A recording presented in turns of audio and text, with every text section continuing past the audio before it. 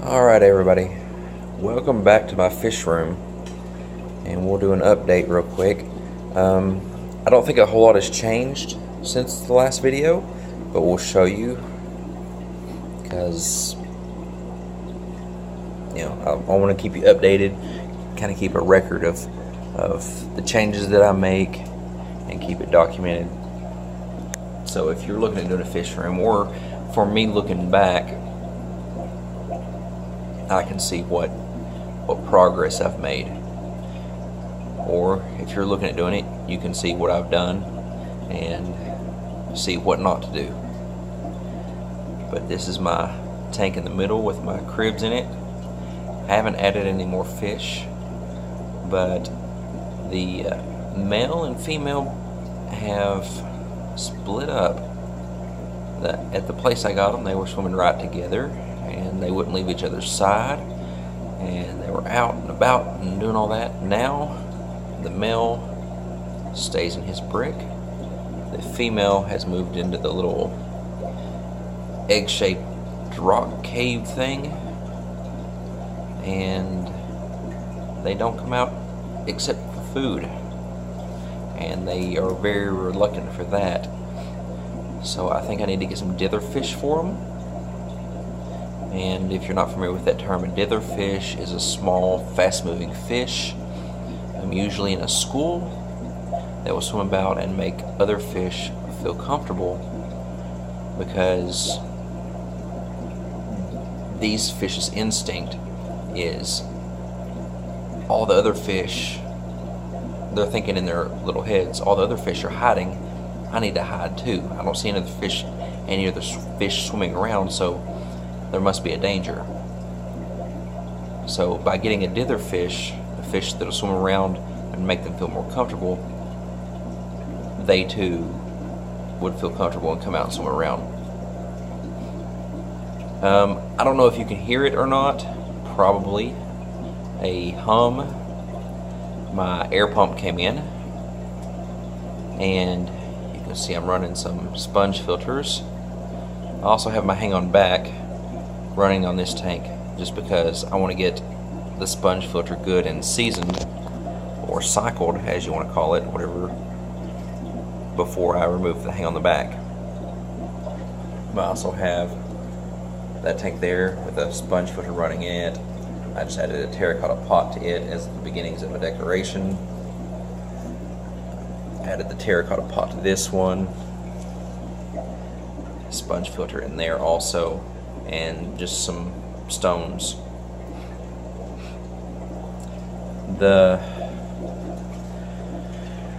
Let's see. So I got some of this corrugated plastic roofing, and it came 8 foot by 2 foot for about $13.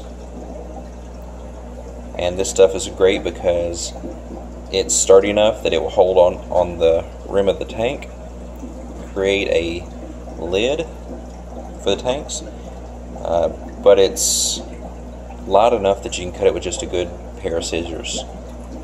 So the way that I did that is I laid the sheet on top of the tank, used a Sharpie marker to mark out the edge of the tank right on the plastic roofing, then used a pair of scissors to cut it out. And once I cut out one, I use that as a template for my others. The 29 gallon is the same footprint as the 20 longs, so the lids would be the same size. This one I didn't cut out for the hang on the back filter, since I will be removing it, and I will have a full lid. And as you can see on this one here, using these lids will help reduce evaporation, that the water droplets, as they splash out or evaporate, will collect on the plastic lid and be able to condensate and basically drip and fall back in the tank, reducing the need to top off the tank. Let's see if I can show you the lot that I have up here without blinding you. But I've just got a hang on like a shop spotlight. It has a 120 watt spotlight in it right now, like what you would use for heating up baby chicks or something like that. So it puts out some heat, but I have it a good distance away from the tanks, clamped to a floor joist here, and I have it run up to this sensor, and the sensor works off this. This is a remote, and I can push the off button and it turns the light off. Push the on button, it turns the light on. And I picked up this remote outlet system a while back on clearance as something designed to be used for Christmas lights. It's rated for outdoor use and moisture, so any moisture that it may come in contact with the fish tanks, short of it falling directly into the fish tank, would be okay.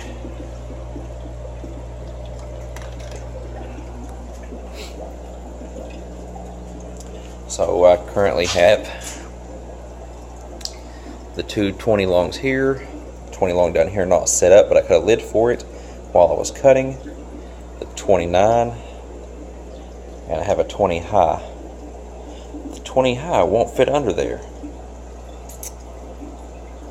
Looks like I'm going to need more racks.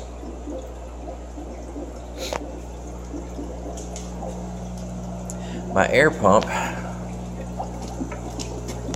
I just have it propped up on the spool of airline tubing, and I have used too long of airline tubing to get to the tanks. I'll need to trim those, and let's see if I can get down here to show you. The pump runs a 6-line manifold, and since the air pump will pump out to the least resistance, I had to make sure that all the tanks had the same resistance, or all the lines had the same resistance. So if one of the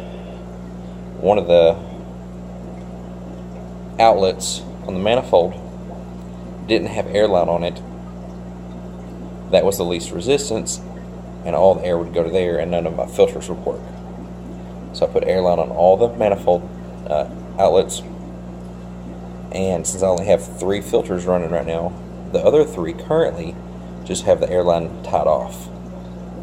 So that makes these 3 here the least resistance, and the air is going to them.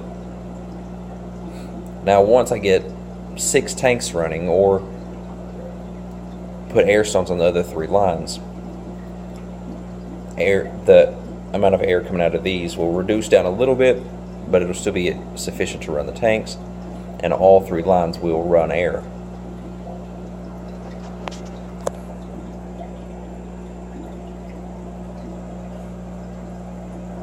I don't have anything in the outside 2 tanks right now, just because 1, the filters are new, 2, I haven't set up a heating system for them. It's about,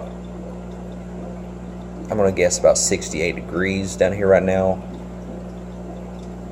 and I'm going to, for the meantime, get some tank heaters for these tanks and look at possibly heating the room. But for right now, just some tank heaters, because as I've talked in previous videos, this is a temporary fish room, and with the small amount of tanks that I have right now, heating these tanks will be better for right now than heating the entire room.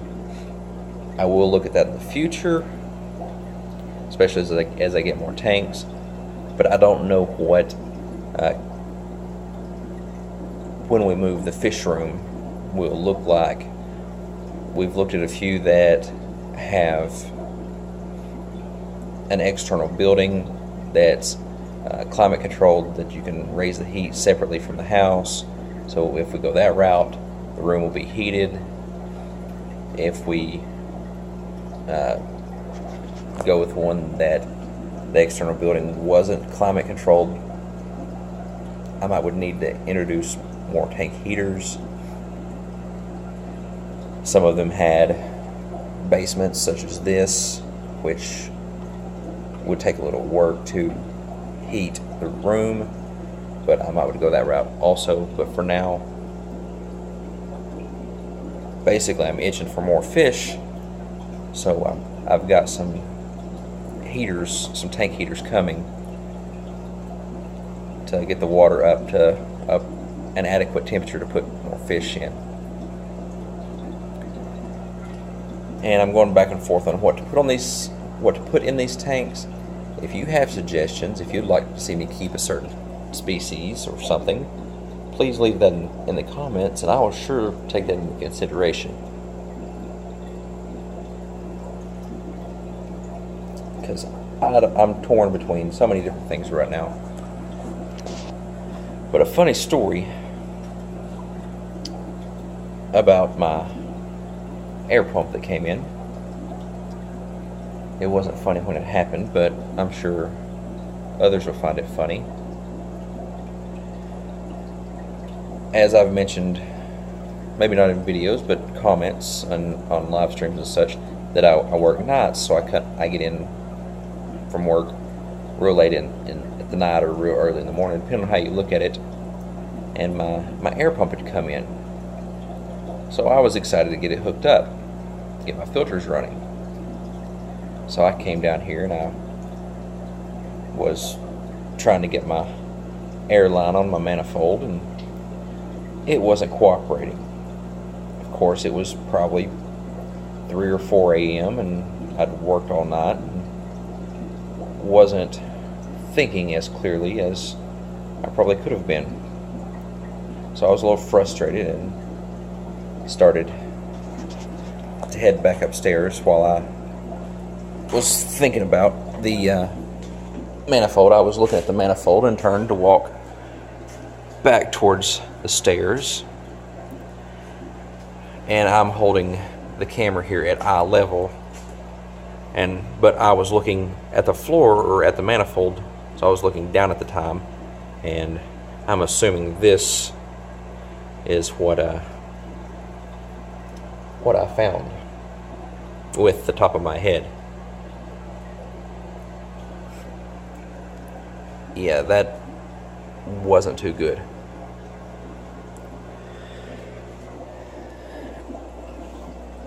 So I hit that pretty hard, and then I hit the floor pretty hard.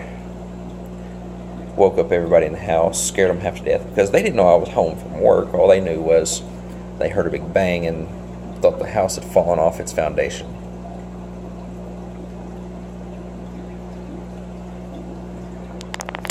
And shortly after that, I got a phone call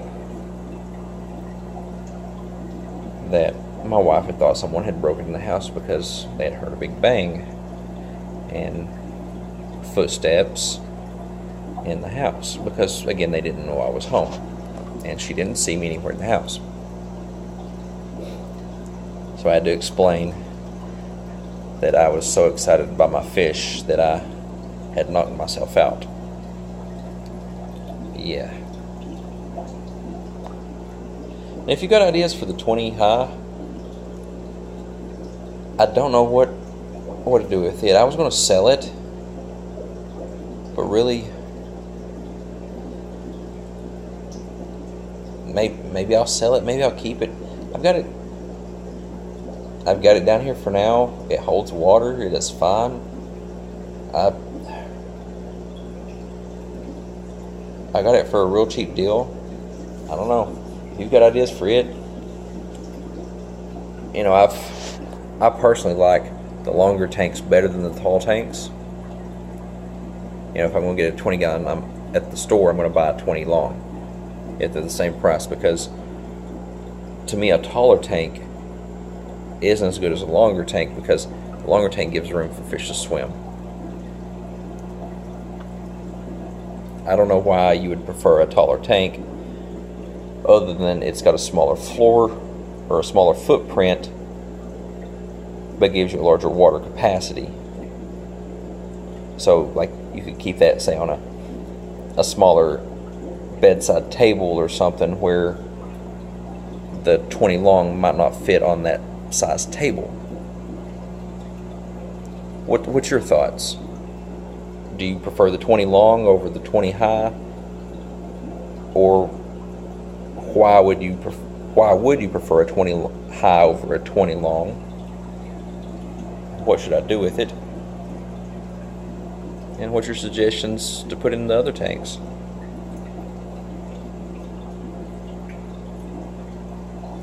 Alright, just thought I'd show you an update on what I've got going on right now.